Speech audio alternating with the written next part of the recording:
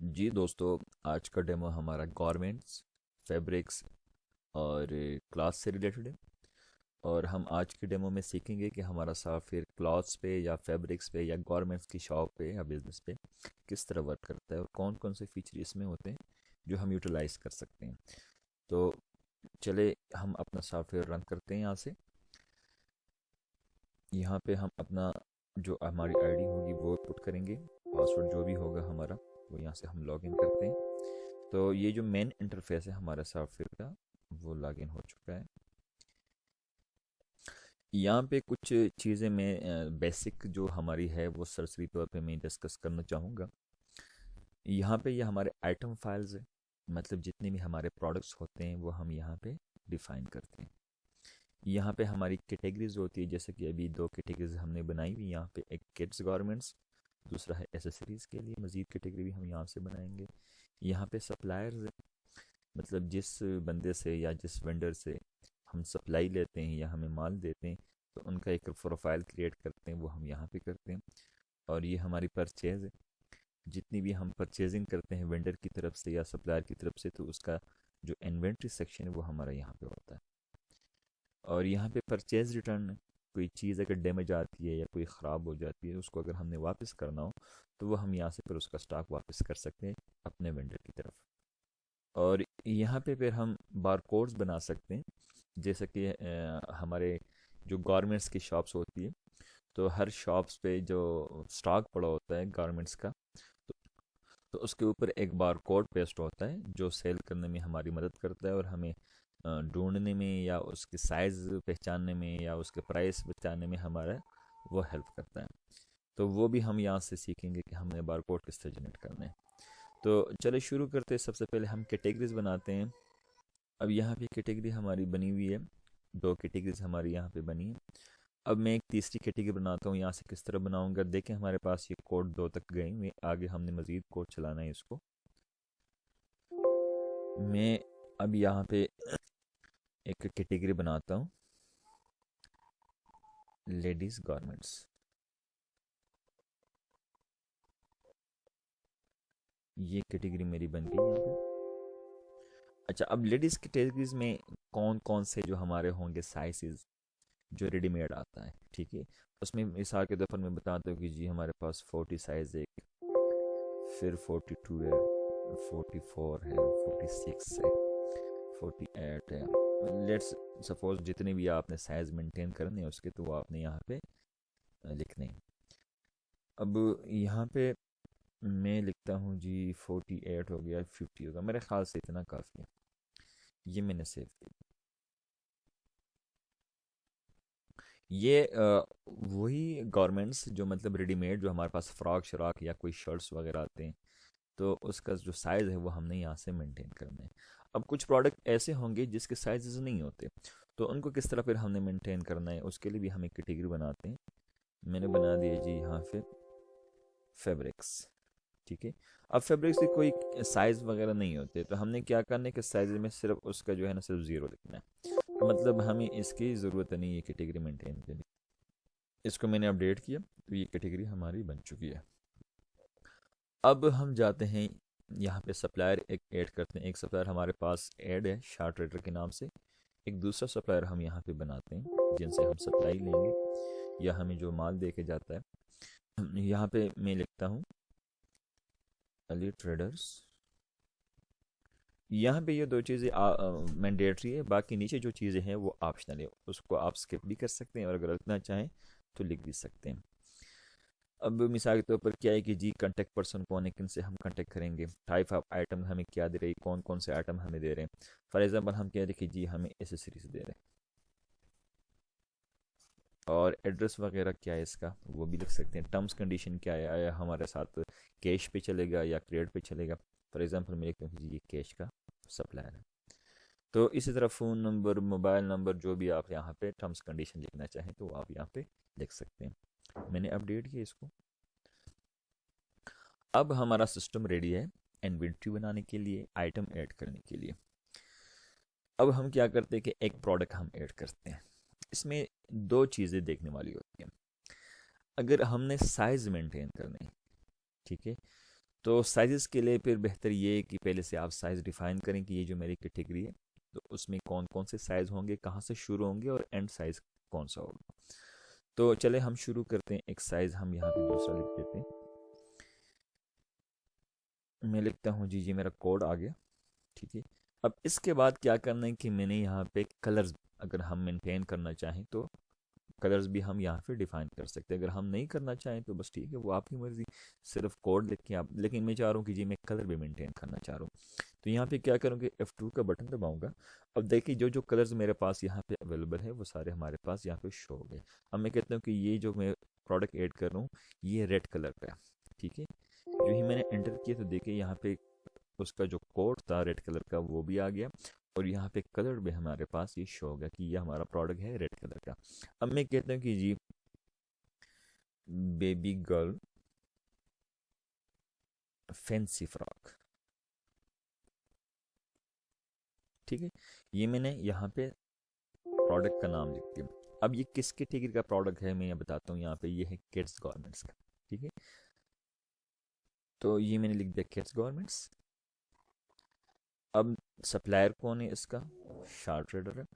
और इसकी हमारी परचेज कितनी है वो यहाँ पे हमने कास्ट प्राइस इसकी लिखनी है। फॉर एग्जांपल हमें पड़ता है ये 1000 रुपये का। मैंने सेल कितने का करना है, मैंने सेल करना है जी 1800 रुपये का। इसको मैंने यहाँ पे ऐड कर दिया। ये तो हो गया हमारा स्टॉक एंटर करने का तरीका। और साइज़ तो हमने पहले से डिफाइन किए थे, जैसे कि अभी रिसेंटली मैंने एक प्रोडक्ट ऐड की वो लेडीज़ के लिए। ठीक है। तो वो कैटेगरी मैंने बता दिया कि जी इस कैटेगरी के साइज़ कहाँ से शुरू है और कहाँ तक जाना है। तो जिस तरह हमने पहले कैटेगरी बनाई थी उस टाइम हमने इस सिस्टम को बताया था कि इस कैटेगरी जो किड्स गारमेंट्स है इसके साइज़ 18 से शुरू होते हैं और जाके ये ख़त्म होते हैं 38 के ऊपर। तो देखिए वो साइज़ सारे हमारे यहाँ पे मैंशनड हो रहे हैं। अच्छा जी, अब हम जाते हैं परचेज़ के लिए कि लेट्स सपोज हमारे पास जब स्टॉक आता है तो स्टॉक हम किस तरह एंटर करते हैं। चले एक प्रोडक्ट हम और भी एंटर करते हैं। ये तो हमारे साइज़ वाले प्रोडक्ट थे। अब एक प्रोडक्ट हम और भी एंटर करते हैं जो बगैर साइज़ के हो, जैसे कि हमारे पास फैब्रिक्स है। अब मैं क्या करता हूँ कि यहाँ पे मैंने ऐड किया। मैंने बताना है सिस्टम को कि जी मेरे जो कोड होगा वो कोई भी रख ले। अब यहाँ पे मैंने साइज़ मेंटेन, सॉरी मैंने कलर मेंटेन नहीं करना तो मैं कलर नहीं टाइप कर रहा यहाँ पे। और यहाँ पे मैं लिखता हूँ जी गुल अहमद कॉटन। अब यहाँ पे ये प्रोडक्ट हम दो तरीक़ों से सेव कर सकते हैं और दो तरीक़ों से सेल भी कर सकते हैं। एक, हम इस प्रोडक्ट को सूट वाइज कि जी हम एक सूट ये जो हमारा है ये इतने का जाएगा। ठीक है। और अगर यहाँ पे हम गज़ या मीटर के हिसाब से इसको सेल करना चाह रहे हैं तो वो भी हमारे पास ऑप्शन है। तान के हिसाब से भी हम कर सकते हैं इसको सेल, गज़ की मीटर के हिसाब से और सूट के हिसाब से भी। चलिए इसको मैं फ़िलहाल सूट के हिसाब से इसकी प्राइस डिफाइन करता हूँ। अब यहाँ पे मैंने कैटेगरी बतानी है कि जी कैटेगरी हमारी कौन सी है, मेंस फैब्रिक से। ठीक है जी। और यहाँ पे सप्लायर मेरा कौन है, सप्लायर मेरा है जी अली ट्रेडर्स। और ये एक सूट की जो मुझे कास्ट पड़ती है, फॉर एग्जांपल मैं कहता हूँ कि जी एक सूट की कास्ट मुझे पड़ रही 850 रुपये का और मैं इस सूट को सेल करूँगा जी 1600 रुपये का।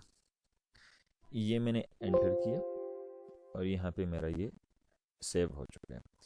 अब क्या करूँगा कि इसके मैं परचेज़ डालूंगा। परचेज़ में कितना डालूंगा, यहाँ से मैं जाऊँगा परचेज़ पे और यहाँ पे मैं क्या करूँगा कि यहाँ पे मैं पहले यहाँ पे बताऊँगा कि जी मेरा सप्लायर कौन है। अब यहाँ पे हम दो प्रोडक्ट ऐड करते हैं इस सप्लायर में। ठीक है। एक साइज़ वाला भी ऐड करते हैं और दूसरा हम बगैर साइज़ का ऐड करते हैं।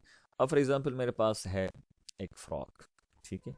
वो हम पहले ऐड करते हैं यहाँ पे। तो यहाँ पे अगर हमारे पास कोड होगा, अगर उसके ऊपर पेस्ट, तो जस्ट हमने उसको स्कैन करना है तो खुद बहुत सिस्टम उठाएगा।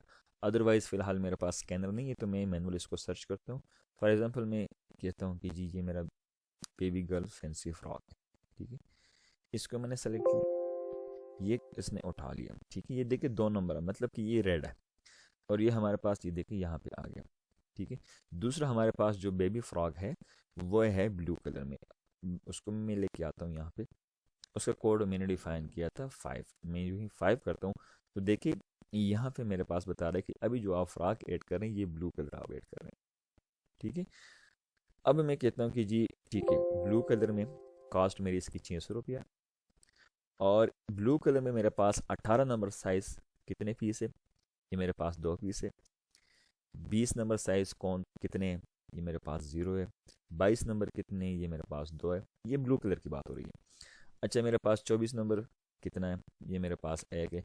इस तरह जो जो नंबर आपके पास जितनी जितनी क्वांटिटी में अवेलेबल होगा वो हमने यहाँ पे ऐड करने। ये फाइनल होगा, मैंने ऐड कर दिया इसको। कितने ऐड हो गए टोटल, 5 पीस इसके, 2 18 नंबर के, 2 22 नंबर के और 1 पीस 24 नंबर का। अब दूसरा प्रोडक्ट मैं ऐड करता हूँ इसी प्रोडक्ट का रेड कलर में। वो मैं सिस्टम को बताता हूँ कि जी मेरा जो प्रोडक्ट है, बल्कि यहाँ से मैं सर्च करता हूँ मैनुअल ताकि आप लोगों को भी समझ आए। ये मेरा दूसरा प्रोडक्ट है, ये देखिए यहाँ पे अब हो गया रेड। ठीक है जी, इसकी प्राइस मैं बताता हूँ कि जी मिसाल के तौर पर ये मुझे 700 का पड़ा। और इस रेड कलर में मेरे पास 18 नंबर में 2 पीस है, 20 में मेरे पास 1 पीस है, 22 नंबर में ये 1 पीस है, 24 नंबर में मेरे पास 5 पीस है, 26 में 2 पीस है। अब जितने भी आपके पास होंगे बारी बारी यहाँ पे उस नंबर वाइज अब ऐड करें। अब टोटल इसकी रेड कलर की मेरे पास बन गई टोटल क्वांटिटी 11 पीस, ये भी मैंने एंटर किया। तो ये 2 प्रोडक्ट हमारे पास ऐड हो चुके हैं और उसकी हमने क्वांटिटी भी ऐड कर दी। अब तीसरी प्रोडक्ट जो मैं ऐड कर रहा हूँ सिस्टम में, वो मैं ऐड कर रहा हूँ जी कॉटन का। वो मैंने सूट के हिसाब से ऐड किया था प्रोडक्ट को, तो मैं सूट के हिसाब से इसकी क्वांटिटी ऐड करूँगा। अब मैं यहाँ पे बताता हूँ सिस्टम को कि ये मुझे पड़ा है सूट के हिसाब से 850 रुपये का, या भी अगर प्राइस इंक्रीज़ हो चुके हों तो हम बताते हैं सिस्टम को कि मुझे अब ये पड़ा 900 रुपये का। ठीक है जी, ये मैंने ज़ीरो किया हुआ है।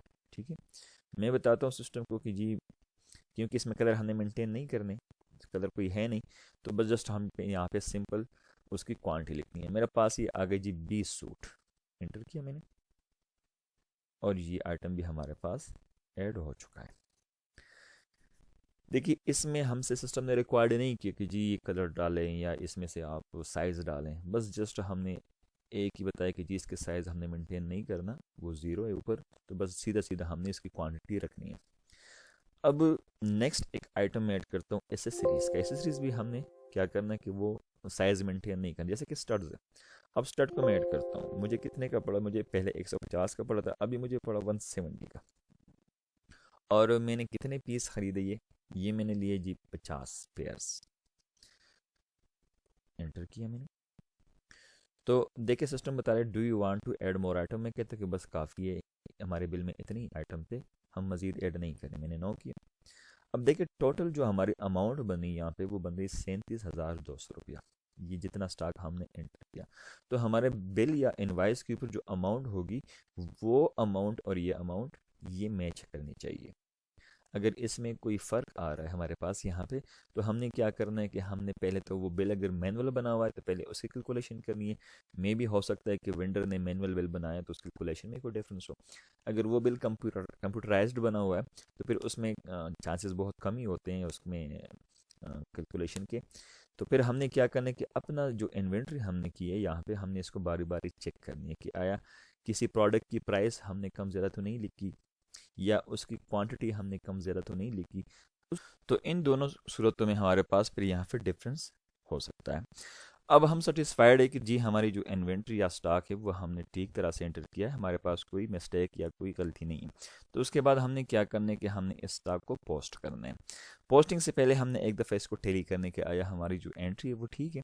अगर हम सेटिस्फाइड है इस चीज़ को, हमने वेरीफाई किया बिल्कुल ठीक है हमारी इन्वेंट्री, उसके बाद हमने इस पोस्ट का बटन दबाना है और हमने इस स्टॉक को पोस्ट करना है। इस चीज़ में यहाँ पे एक याद रखिएगा इस चीज़ को कि पोस्टिंग के बाद फिर इस इनवाइस में कोई बंदा चेंजिंग नहीं कर सकता। इस वजह से इस पोस्टिंग से पहले आप एक दफ़ा इसको टेली करें, चेक करें। अगर आप सेटिस्फाइड होते हैं कि जी हमारी एंट्री बिल्कुल ठीक है, उसके बाद आप पोस्ट का बटन प्रेस करें। तो ये तो हो गया हमारा स्टॉक एंटर करने का तरीका। अब हम जाते हैं सेल के ऊपर कि हमने सेल किस तरह करना है इस चीज़ को। अब हम जाते हैं जी अपनी जो कैशियर की आईडी होगी वो हमने यहाँ पे लॉगिन करनी है। शिफ्ट जो भी होगा इवनिंग मॉर्निंग या नाइट जो भी है, मैं मॉर्निंग शिफ्ट लगाता हूँ और मैं अपना पॉइंट ऑफ सेल यहाँ से लॉगिन कर देता हूँ। अब यहाँ पे हमारे पास ये पॉइंट ऑफ सेल ओपन हो चुका है। अब अगर उस प्रोडक्ट के ऊपर हमने बारकोड पेस्ट किया हो, तो बारकोड अगर पेस्ट हो चुके हों तो जस्ट वो तो बहुत ईजी है, फिर हमने सिर्फ स्कैन करना है तो प्रोडक्ट सिस्टम खुद ब खुद यहाँ से उठाएगा। बारकोड किस तरह जनरेट करना है, सबसे पहले हम वो डिस्कस करते हैं। यहाँ से हमारा ये बारकोड का सेक्शन है, यहाँ से हम बारकोड जनरेट करते हैं, मैंने ऐड की यहाँ पे। और यहाँ पे मैं बताता हूँ प्रोडक्ट के किस प्रोडक्ट के लिए मैंने बारकोड बनाने हैं, मैं बनाता हूँ इस प्रोडक्ट के लिए। अब देखिए यहाँ पे हमारे पास ये सारे साइजेस मेंशन है, और उस साइज में जो हमारे पास अवेलेबल स्टॉक है वो भी मेंशन है कि 18 नंबर के हमारे पास 2 पीस है, 20 नंबर के 1 पीस है, 22 नंबर के 1 पीस है, 24 नंबर के 5 है, और 26 के 2 पीस है। अब मैंने बताने की जी 18 नंबर की मैंने एक बार कोड बनाना है, ठीक है जी। 24 नंबर की मैंने एक बार कोड बनाना है, और मैंने 26 नंबर साइज का एक बार कोड बनाना है। मैंने इसको एंटर किया, तो ये हमारे पास बार कोड इंटर हो चुके हैं यहाँ पे, जितने भी हमने सिस्टम को बता दिए। अब क्या करते हैं कि यहाँ पे जस्ट हमने इस बटन पे क्लिक करना है और ओके करना है। उसके बाद देखें हमारे पास बता रहे हैं एक बार कोड इसका बना 18 नंबर का, एक बार कोड 24 नंबर का बना, और एक बार कोड 26 नंबर का बना। तो इसी तरह ये बार कोड फिर क्या करते हैं, हम अपने उस गारमेंट्स के जो हमारे पास लेबल होता है, स्टिकर होता है या रिबन जैसे कहते हैं, तो उसके ऊपर हम ये पेस्ट करते हैं। जो जस्ट हमने वहाँ पे पॉइंट ऑफ सेल पे फिर जस्ट ये बारकोड स्कैन करना होता है, और ये आइटम या ये प्रोडक्ट सिस्टम खुद ब खुद उठा लेता है। अभी इस सिचुएशन में हमारे पास बारकोड स्कैनर अवेलेबल नहीं है, तो क्या करते हैं कि हम इसको मैनुअल सेल करते हैं। मैनुअल किस तरह सेल करेंगे, हम दोनों तरीक़ों से कर सकते हैं सेल, मैनुअल भी कर सकते हैं और हमने इसको वो भी कर सकते हैं बारकोड से भी। अब जस्ट यहाँ पे मैंने सर्च करना या नाम लिखना है। फॉर एग्जांपल मैं कहता हूँ कि मैं सेल कर रहा हूँ ये वाला, ठीक है जी। मैंने ये वाला सेल किया, ये मेरा उठा लिया इसने, सिस्टम ने। ये रेड कलर है, और इसका मैंने यहाँ पे साइज़ लिखना है बस कि जी ये जो मैं सेल कर रहा हूँ ये कौन सा साइज़ मैं सेल कर रहा हूँ। मैं सिस्टम को बता रहा हूँ कि ये मैं सेल कर रहा हूँ 22 नंबर साइज़। देखिए सिस्टम ने खुद ब खुद ये यहाँ से उठा लिया और ये 22 नंबर साइज़ भी आ गया। अब इसकी प्राइस है हमारे पास 1800 रुपया। अब लेट सपोज कस्टमर ने हमें पेमेंट की 2000 रुपया, मैंने एंटर किया, तो खुद ब खुद हमारा बिल यहाँ पे जनरेट हो जाएगा, वो बन जाएगा। लेकिन फिल वक्त इसी सूरत में हमारे पास barcode printer sorry receipt printer नहीं लगा, तो हम क्या करते हैं कि इस बिल को हम सेव करते हैं। यहाँ पे मैंने यस किया। अब जाके हम चेक करते हैं यहाँ पे कि जी हमारा बिल किस फॉर्मेट में बना होगा, ठीक है। ये देखिए ये हमारा बिल बना, जो हमारे सेटिंग की है थर्मल के ऊपर, तो थर्मल के ऊपर ये हमारा बिल बन चुका है। अब थोड़ा सा मैं इसका साइज़ बढ़ा देता हूँ ताकि विजिबिलिटी आ जाए। ये देखिए ये ऊपर हमारा टाइटल है, ठीक है, नीचे हमारी शॉप का नाम है, और यहाँ पे ये बता रहे हैं कि जी ये हमारे प्रोडक्ट का नाम है, यहाँ पे उसका साइज़ है, रेट है, उसकी क्वांटिटी और टोटल अमाउंट। तो इस तरीके से हम क्या करते हैं कि हम अपना गारमेंट्स का जो हमारा सॉफ्टवेयर है वो इस तरह यूटिलाइज कर सकते हैं और इस तरह यूज़ कर सकते हैं। अब एक दूसरा प्रोडक्ट हम सेल करते हैं, कौन से वाला हम सेल करते हैं जी गुल अहमद काटन। मैंने एंटर किया, देखिए इसने ना साइज़ मांगा ना हमसे इसने कलर मांगा, जो ही मैंने एंटर किया तो ऑटोमेटिकली ये एंटर हो गई। ये मैंने सेल किया, पेमेंट आई हमारे पास कस्टमर की तरफ से 2000 रुपया। तो यहाँ पे सिस्टम बता रहे हैं कि 400 रुपये हमने चेंज की सूरत में कस्टमर को वापस करना है। इस बिल को भी मैं सेव करता हूँ। अब मैं चेक करा देता हूँ आप लोगों को, यहाँ से मैंने सेव किया इसको, और यहाँ पे ये हमारा बिल बना। तो ये चेक कीजिए कि ये हमारा दूसरा बिल बना, ठीक है। ये हमारे पास प्रोडक्ट का नाम आ गया गुल अहमद काटन जी। अब देखिए साइज़ इसका ज़ीरो आ गया कि जी इसमें साइज़ वगैरह कोई नहीं होता। और यहाँ पे ये हमारा आ गया जी क्वांटिटी, और ये टोटल प्राइस है 1600, 2000 हमारे पास पेमेंट आई, और हमने चेंज की सूरत में 400 रुपये कस्टमर को वापस किए। तो ये है हमारा सॉफ्टवेयर गारमेंट्स के लिए, फैब्रिक्स के लिए, और क्लॉथ्स के लिए। और इसकी फिर हम जब रिपोर्ट चेक करते हैं, हम यहाँ पे आते हैं रिपोर्ट्स में, यहाँ पे डेली सेल रिपोर्ट में डेली सेल रिपोर्ट पे, और अब यहाँ से हम चेक करते हैं कि जी हमारे पास टोटल आज के दिन में सेल कितनी हुई है। तो देखिए हमारे पास जो सेल हुई है वो 6200 रुपये की आज के दिन में टोटल सेल हो चुकी है। अगर इसमें हम आइटम वाइज देखना चाहें तो हम आइटम वाइज भी चेक कर सकते हैं। काफ़ी सारे रिपोर्ट्स में जिस तरह भी आप लोगों को रिक्वायर्ड थे, देखिए बता रहे हैं सिस्टम की ये जो फ्रॉक है हमारे पास आज के दिन में 2 सेल हुए, ये फ्रॉक 1 सेल हुआ, ये जो गुल अहमद काटन का सूट है 1 सेल हुआ। टोटल हमारी सेल बन गई 6200 रुपया। तो इसी तरीके से हम क्या करते हैं कि पूरा सिस्टम हम चला सकते हैं, उसको एक्टिव कर सकते हैं। और अगर कोई कस्टमर आपसे पूछते हैं सिर्फ प्राइस, तो प्राइस तो ऑटोमेटिकली आपने टैग लगाए होंगे उसके ऊपर, तो आप वहाँ से कस्टमर को प्राइस बता सकते हैं। अदरवाइज़ अगर टैग नहीं लगाया, आप लोगों ने स्टिकर बार कोड का नहीं बनाया, तो हम यहाँ से भी उस प्रोडक्ट का प्राइस बता सकते हैं कस्टमर को। हमने यहाँ पे एंटर किया, ये फ्रॉक फॉर एग्जांपल मैं कहता हूँ कस्टमर को जी ये कितने का है, ये है 1800 रुपये का, और क्वांटिटी भी बता रहा है कि अभी जो हमारे पास मौजूद क्वांटिटी स्टॉक में वो 10 हमारे पास पड़े। तो उम्मीद है कि ये डेमो समझ आ गई होगी इस चीज़ की। और फिर भी अगर किसी चीज़ या समझ नहीं आई या किसी किस्म की क्वेरी आप लोगों की, तो आप डायरेक्टली हमसे फ़ोन नंबर पे भी रब्ता कर सकते हैं, व्हाट्सएप पे भी रब्ता कर सकते हैं। हमारा फ़ोन नंबर है 0317492348। मैं रिपीट करता हूँ, 0317492348। Thank you.